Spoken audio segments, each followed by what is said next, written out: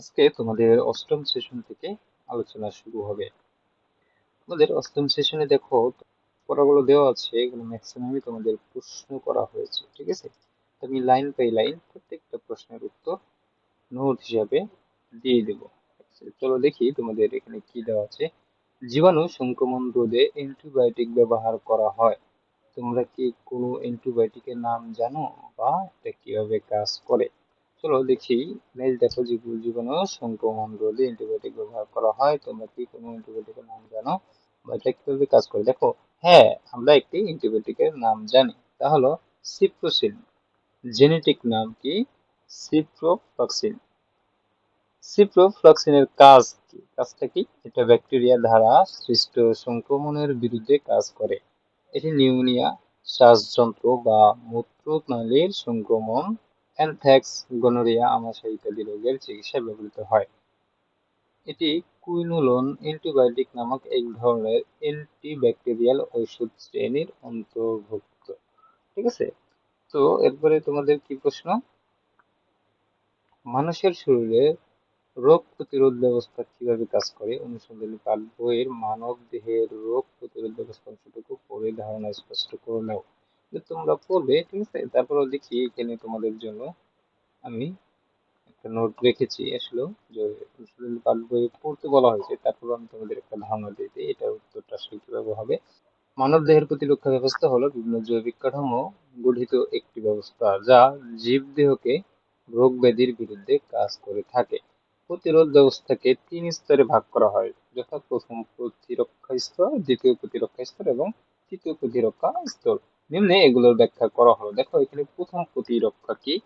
প্রথম প্রতিরক্ষা স্তরটি একটি রাসায়নিক ও ভৌত প্রতিবন্ধকতা সৃষ্টি করে থাকে, যেন বাইরের কোনো অণুজীব বা কণা দেহের ভিতরে প্রবেশ করতে না পারে। এটি যেহেতু সুনির্দিষ্ট কোনো অণুজীব বা কণার বিরুদ্ধে প্রতিরোধ সৃষ্টি না করে, এটি সাধারণ প্রতিরোধ ব্যবস্থা গড়ে তোলে, তাই এই প্রতিরক্ষা স্তরটি অনির্দিষ্ট স্তর নামে পরিচিত। লোম, ত্বক, সিরুমেন ও লালা, পৌষ্টিক নালীর অ্যাসিড, রোগ জনতন্ত্রের অ্যাসিড ইত্যাদি অঙ্গগুলো প্রথম প্রতিরক্ষা স্তরে গুরুত্বপূর্ণ প্রতিরোধ গড়ে তোলে।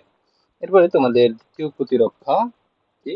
প্রথম প্রতিরক্ষা স্তর ভেদ করে যদি দেহের ভিতরে কোনো কণা প্রবেশ করতে পারে, তখন দ্বিতীয় প্রতিরক্ষা স্তর হিসেবে শরীরে শরীরের ইমিউন ব্যবস্থা সেগুলোর বিরুদ্ধে প্রতিরোধ গড়ে তোলে। কোষীয় ও রাসায়নিক প্রতিরক্ষা নিয়ে গঠিত এই স্তরটি প্রথম প্রতিরক্ষা স্তরের মতোই অনির্দিষ্ট। তৃতীয় প্রতিরক্ষা। প্রথম ও দ্বিতীয় প্রতিরক্ষা স্তর অনির্দিষ্ট, অর্থাৎ কোন নির্দিষ্ট রোগ সৃষ্টিকারী কণাকে লক্ষ্য বা টার্গেট করে প্রতিরক্ষা ব্যবস্থা গড়ে তোলে না।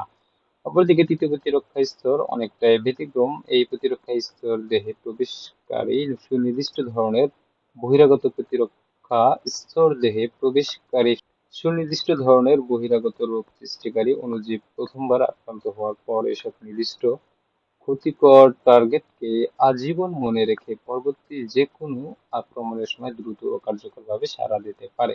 তাই তৃতীয় প্রতিরক্ষা প্রথম ও দ্বিতীয় প্রতিরক্ষার চেয়ে অনেকটাই ভিন্ন। এরপরে তোমাদের কি? শরীরের প্রতিরোধী ব্যবস্থা কাজ না করলে আমরা ওষুধের শরণাপন্ন হই। ওষুধের বিভিন্ন ধরনের মধ্যে একটি হলো অ্যান্টিবায়োটিক। এবার কাজ হলো অ্যান্টিবায়োটিকের দায়িত্বহীন ব্যবহারের ফলে কি কি সমস্যা দেখা দিচ্ছে। চলো দেখি এর উত্তরটা কি। এক নাম্বার, আমাদের শরীরে যেমন প্রয়োজনীয় ব্যাকটেরিয়া আছে, তেমন কিছু ক্ষতিকর ব্যাকটেরিয়াও রয়েছে। কিন্তু যদি কেউ অতিরিক্ত অ্যান্টিবায়োটিক সেবন করে, ফলে শরীরের ক্ষতিকর ব্যাকটেরিয়া মেরে ফেলার পাশাপাশি উপকারী ব্যাকটেরিয়াও মেরে ফেলে। এতে আমাদের শরীরের প্রতিরোধ ক্ষমতা কমে যায়, মানে আমাদের শরীরের রোগ প্রতিরোধ ক্ষমতা কমে যায়।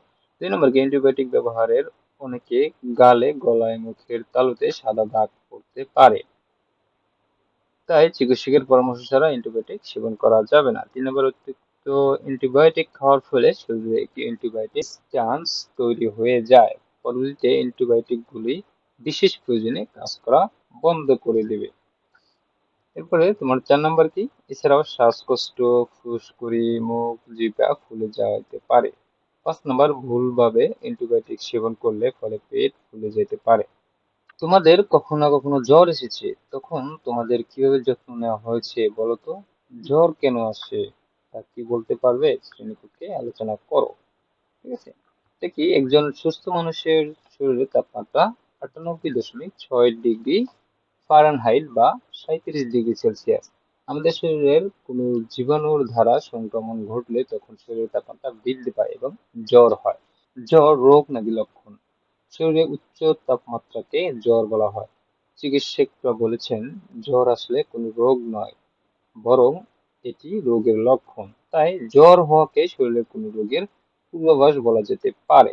রোগ প্রতিরোধ ব্যবস্থা: বিভিন্ন ধরনের সংক্রামক নাসিকা ছিদ্র, মুখ ছিদ্র, জনন ছিদ্র ইত্যাদির মাধ্যমে মানবদেহে প্রবেশ করে।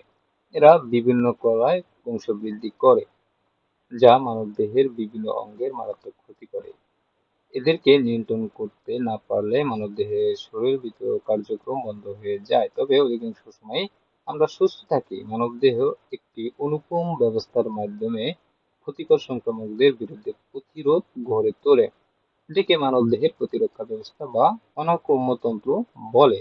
জীববিজ্ঞানের যে শাখায় মানবদেহের প্রতিরক্ষা ব্যবস্থা বিষয়ে আলোচনা করা হয় তাকে অনাক্রম্যবিদ্যা বা ইমিউনোলজি বলে।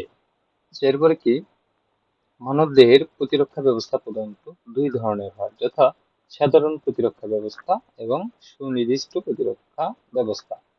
সাধারণ প্রতিরক্ষা ব্যবস্থা: এই সাধারণ প্রতিরক্ষা ব্যবস্থার মাধ্যমে দেহে যে কোনো ধরনের সংক্রমণকারীকে প্রবেশে বাধা দেয়। এই প্রতিরক্ষা ব্যবস্থাকে সহজাত বা জন্মগত অনাক্রম্য ব্যবস্থা বলা হয়। এই ব্যবস্থায় সকল ধরনের প্রাণী ও উদ্ভিদে বিদ্যমান থাকে, যা যে কোনো সংক্রমণের বিরুদ্ধে তাৎক্ষণিক প্রতিরোধ গড়ে তোলে। সুনির্দিষ্ট প্রতিরক্ষা ব্যবস্থা: এই সুনির্দিষ্ট প্রতিরক্ষা ব্যবস্থার মাধ্যমে সুনির্দিষ্ট জীবাণুকে অ্যান্টিবডি উৎপাদন দ্বারা হত্যা করে। এই ব্যবস্থাকে দেহের অভিযোজিত বা অর্জিত অনাক্রম্য বলা হয়। তো আজকে এই পর্যন্তই। আমরা পরবর্তী প্রশ্নগুলা এবং এই যে তোমাদের যে নিচে দুটি ছক দেওয়া আছে এই ছকটা পূরণ করে দেব। ঠিক আছে? আল্লাহ হাফেজ।